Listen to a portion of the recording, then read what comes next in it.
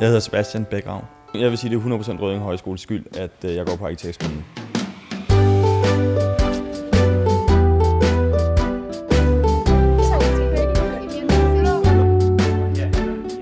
Jeg hedder Nikolaj, og jeg er leder af Design og Innovation på Rødding Højskole. Det er et bredt afklarende fag, og det vil sige, at man har cirka en måned med hver genre. Så man har en måned med arkitektur, en måned med grafisk design, industriel design, emballage og eventuelt mode. Så på den måde kommer man til at smage på de forskellige designgenrer.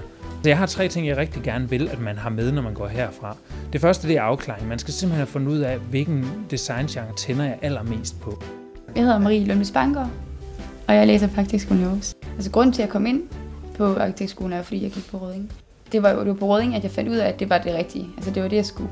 Undervisningen svarer til, hvad man vil møde sådan cirka på første år af designskolerne.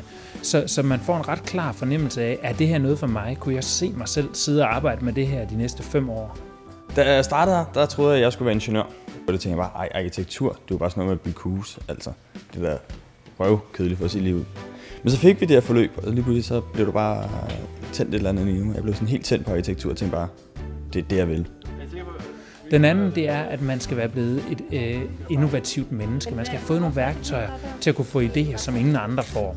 Man bliver enormt meget skarpere til at tænke og til at finde på redskaber, der gør, at du kan komme i tanke om nye muligheder og nye løsninger. Og det spændende er på Rødding Højskole, at der får du ikke bare én designgenres værktøj, du får 5 designgenres værktøj. Det er en kæmpe stor fordel at have de redskaber, når man kommer videre.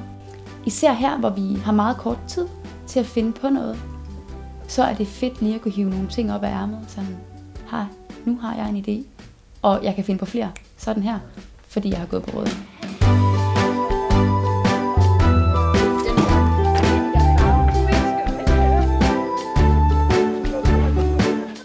Det sidste er selvfølgelig, at man skal også være blevet dygtigere inden for design. Så man skal kunne løse en opgave, man skal kunne lave en hjemmeopgave til designskolerne og gå til en optagelsesprøve og løse den med selvtillid, fordi man ved, man har styr på designprocesserne. Man bliver kastet ud i nogle projekter. Bliver virkelig kastet ud, og så skal man på dyb vand, og så skal man lige finde ud af, hvordan man lige får svømmet. På den måde så får man øvelsen i, hvad er det, man kan blive udsat for, og hvordan løser man sådan noget. Nikolaj er meget motiverende. Og han er god til at til at vinkle ting. Hvordan kan du også tænke det her? Hvad hvis det var Jesus, der skulle lave produktet? Hvad hvis det var Michael Jackson? Det, der er min ambition, det er, at man går fra bare at gå igennem byen og tage imod, til at have en kritisk indgangsvinkel til alt. Hvorfor er det, at det er gjort sådan? Hvorfor har de vendt bogstaverne sådan? Hvorfor er det så stort? Hvorfor er det lyserødt? Rammer det mig, eller rammer det en anden? Jeg finder virkelig ud af, at verden jo egentlig er designet. Altså alt, hvad man sådan går og ser på, når man går i supermarkedet, når man køber ind. Altså alt er der en grund til, hvorfor det ser sådan ud. Om det så er flot eller grimt, så er der en grund til, at det ser sådan der ud.